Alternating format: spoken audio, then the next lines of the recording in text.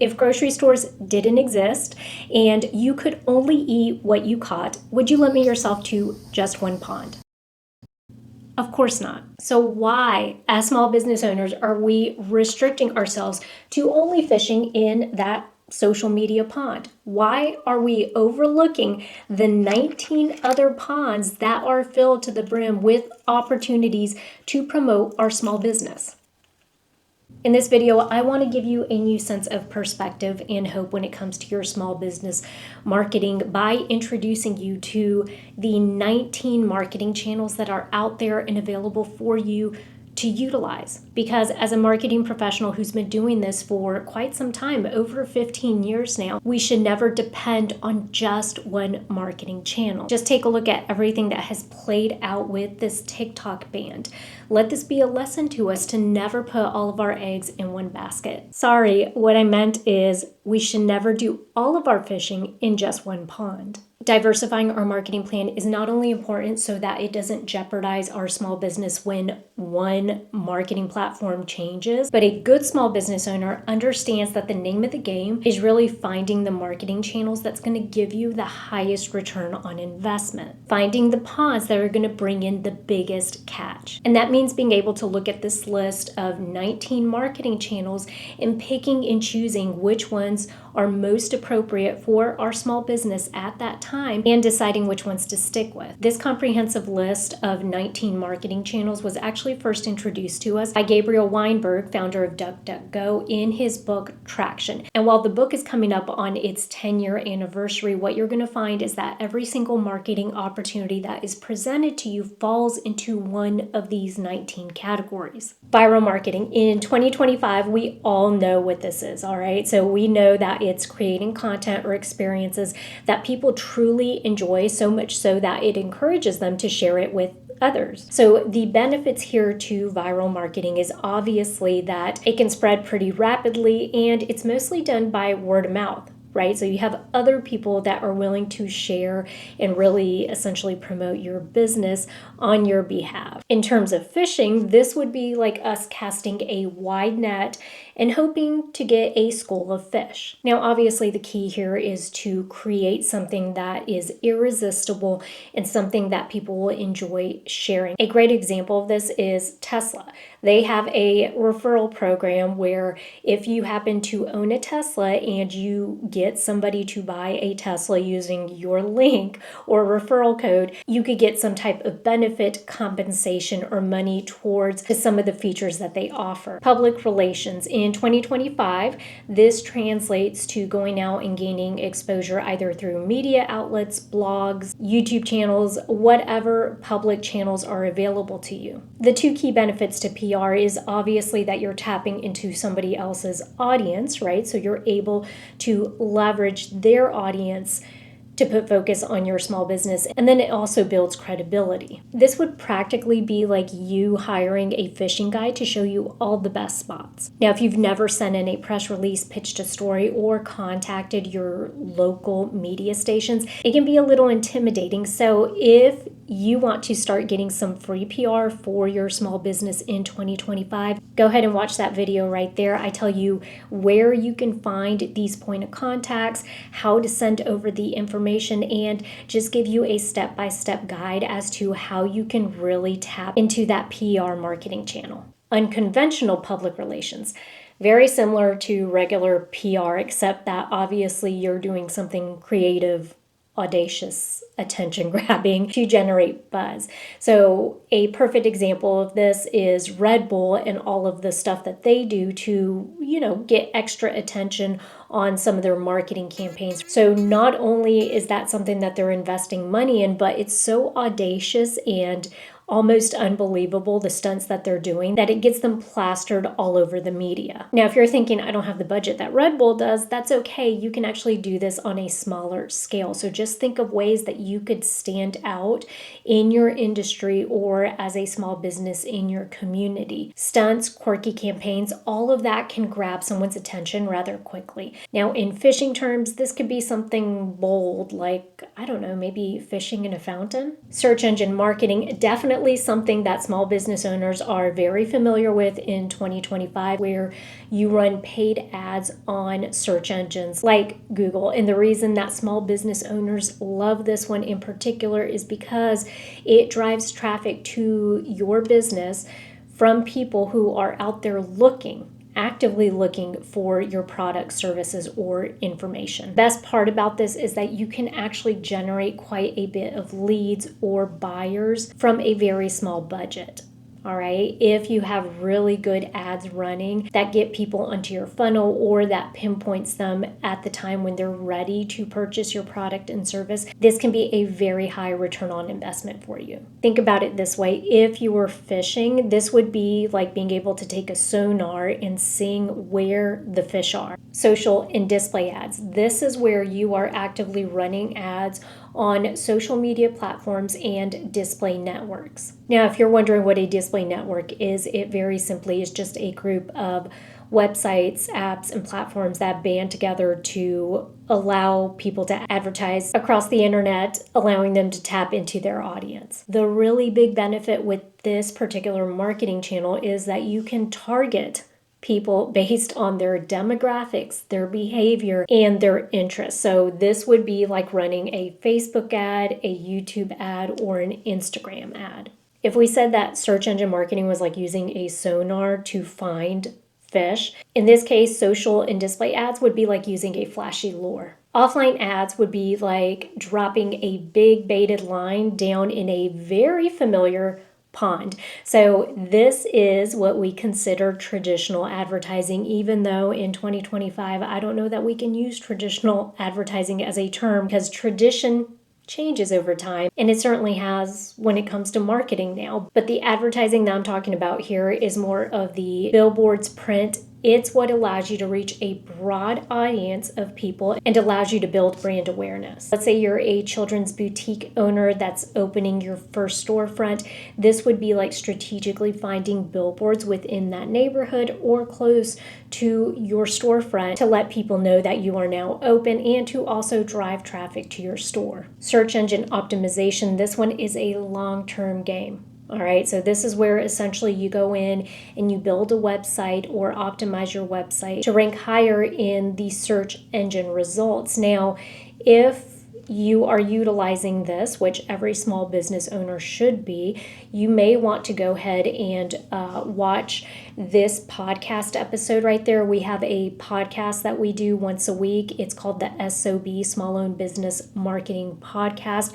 We actually cover the new metrics that Google is using for SEO. All right, so they're changing the way that they are showing people results through their search engine. And so if you are still optimizing for SEO in 2024 and the way you were in 2023, it's going to be a little outdated. You need to know the best way to be able to rank in these search engine results in 2025 because they're all using AI now, okay?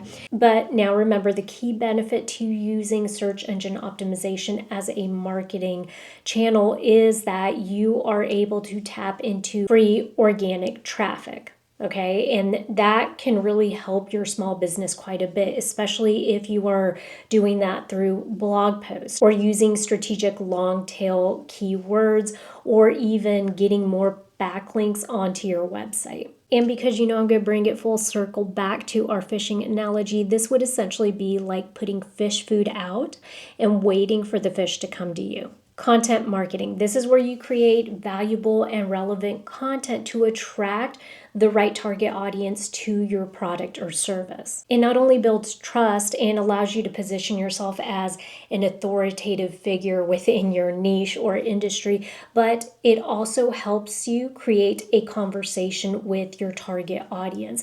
And that in turn can be extremely helpful to your small business. This can be anything from writing blog posts, creating videos to share on social media, offering free downloads. Think of it kind of as your own secret proprietary bait. It's the stuff that only you can do. So that's the goal with content marketing is you want to be able to create content that's not only engaging, but that really sets your small business apart. Email marketing. And before you even roll your eyes, it is relevant in 2025. Think of it this way. Everything that we've just gone through with TikTok and, the U.S. Supreme Court banning TikTok, the one thing that they never can ban is your email list, all right? That is the only thing that you as a small business owner have full control of. And so if eventually you want to be able to consistently communicate with your target audience or with people that are potential customers, getting them onto your very own email list is the perfect way to be able to nurture a relationship and get them familiar with you, your brand, your business, and ultimately your products or services. So the key benefits here, as I just stated, is the fact that you get to maintain direct communication with them, and then on top of it, you can build a solid relationship over time. And by the way, this is one of the discussions that we've really focused on the last couple of months with our membership community. It's called the SOB, Small Owned Business Community. It's a monthly membership. If you're a small business owner that wants monthly marketing support without big ad agency or marketing agency prices, this is the place you want to be, because you get access to us via weekly Zoom calls, basically just kind of update you on everything that's going on in the marketing world. And then on top of it, you can ask very specific questions to your small business and what you happen to be doing. And so one of the primary discussions that we often have is ideas for how to build an email list, what types of downloads you can do, the importance of staying on top of it, nurturing that relationship. If you want more information about our membership community, go ahead and go to that link right there, school.com/SOB. And don't think I forgot about the fishing. Email marketing would be like having your own pond in your own backyard. Engineering as marketing. This is probably one of the best and also really creative marketing channels. And that's because it's you creating resources and tools that your target audience will be interested in, and that will eventually funnel them to your small business. It not only drives interest into your business, but it also provides a ton of value up front, which is just a really great way to start a relationship with a potential customer. A really great example of this is HubSpot. So HubSpot is a CRM, so basically a customer relationship management software that people use, small business owners use to do their marketing, their sales, their customer service, all the things. So HubSpot's target audience are business owners who know the importance of a good, solid website. So HubSpot went out and created a free website grader tool. So basically, you just go to this website right here, you put your web address in there, your email address, and they send you all of the information. They go through and they'll actually grade your website and tell you the things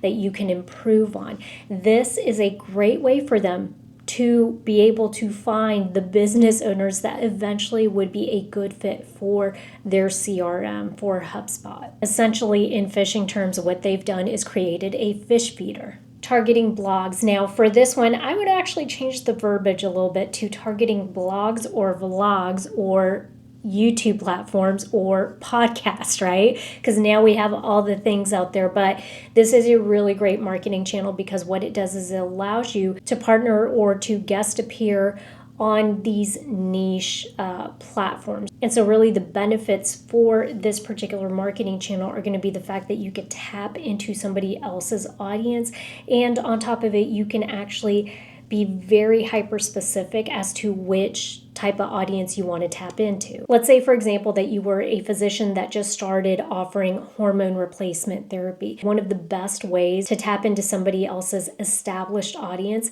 is to look for blogs that talk a lot about hormone replacement therapy or that are focused on women going through perimenopause or menopause, or men that are, losing testosterone, or searching for podcasts that target specifically those demographics in that age group. Business development. This one is very popular among some industries. For example, healthcare does this extremely well.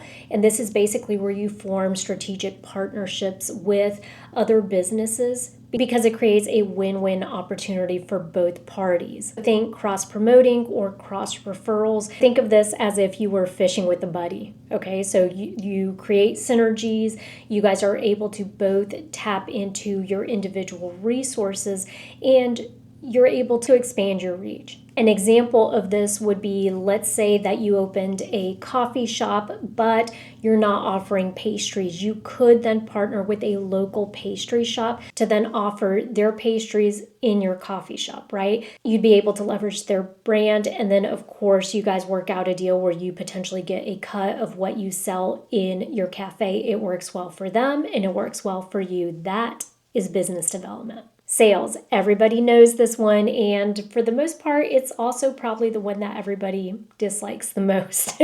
So this is going to be where you are reaching out to prospects and closing deals. So the benefits to this is that, for one, it's very personalized, and you're able to then essentially accelerate your conversion, meaning that because it is so tailored to the person that you're talking to or to the individual in front of you, you're able to actually get a higher rate of conversion. All right. It's not like you're just throwing spaghetti to a wall. You're sitting there being able to one-on-one go through to further explain how your product or service works to their benefit. Now, there are different ways that you could go about this. There's the good old cold calling, which, I think there's probably a better way you could do it, but it still works for some industries. There's emailing, and then there are also face-to-face meetings. We're talking direct, intentional, and personal. So from a phishing perspective, this would be a spear phishing strategy. Affiliate programs. We see these all the time now on YouTube or even on social media.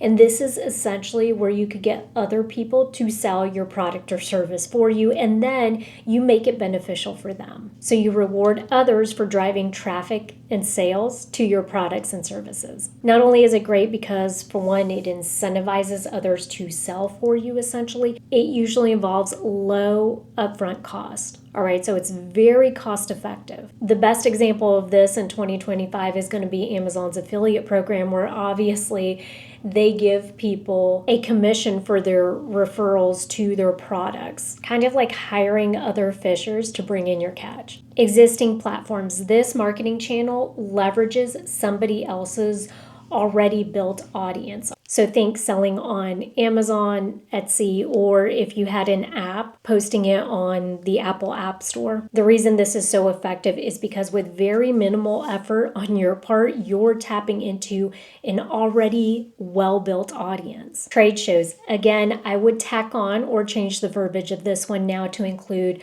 trade shows, farmers markets, pop-ups, events, where you attend, set up shop, pop-up tent, table at an event that your target audience is going to be at. This works extremely well for a ton of small business owners simply because people are wanting to shop locally, right? It gives them an avenue to be face-to-face with a potential customer. And if you pick the right events, markets, trade shows, they're doing all of the promotion for you. And so you're able to just go and to benefit from their PR and from them spreading the word about the event. If either you're new to this particular marketing channel, to trade shows, pop-ups, markets, events, or let's say you've been attending but you feel like your table or setup just isn't attracting enough people, then go ahead and watch that video right there. It's actually a video talking about ways that you can amp up and create a really creative table display. This particular marketing channel would be very much like casting your line into a very crowded fishing derby. I know, it's a stretch. Offline events, hosting workshops, meetups, networking events. These are all really great avenues to promote your small business. Take, for example, Gringo Ninja, a private chef who goes out and partners with local breweries or bars to host these sushi making classes. The genius part about this is that, for one, he's giving people who potentially may never have considered hiring a private chef an opportunity to experience his services. Then once they attend, they see what the class is like, they may decide to then do something very similar in their own home with their family and friends. These in-person interactions is what builds trust and community. And so it is a very cost-efficient way to go about promoting your business. Not any different than, let's say, you hosting your own fishing trip. Speaking engagements, sharing your expertise at conferences, webinars, or local events not only allows you to establish your authority on that particular subject, but also allows you to build credibility. So think about it in terms of, if as a small business owner, you have the opportunity to go host a workshop at your local chamber of commerce, or perhaps this one has increased over the last couple of years, but people that have taken advantage of being TED Talk speakers. These speaking engagements can be leveraged to show people that you are a credible source of information and that you know what you're talking about. And lastly, in 2025, this is a really big one that you can leverage, and that is community building, essentially creating a group or a forum where people can connect over a shared interest. Not only is it going to foster loyalty for your small business because you're the one bringing them together, but it also keeps your business top of mind. So ways that you could go about doing this: create a Facebook group, right? Or you can even go on Reddit and create a subreddit based on a particular topic. And hey, we've done this for ourselves. We started a membership community because we wanted to bring small business owners together for the sole purpose of being able to stay on top of their marketing and to build their confidence with managing their marketing in-house as opposed to having to outsource it. In terms of fishing, this is like stocking your own pond. When it comes to promoting your small business, increasing your sales, building your brand awareness, please do not limit yourself to just that social media pond. There are so many other marketing channels out there for you to explore and test. Now, you'll want to be sure that you're not confusing marketing with advertising. So if you use those two terms interchangeably, go ahead and watch this next video right here, because it's extremely important that as a small business owner, you understand the difference between marketing and advertising.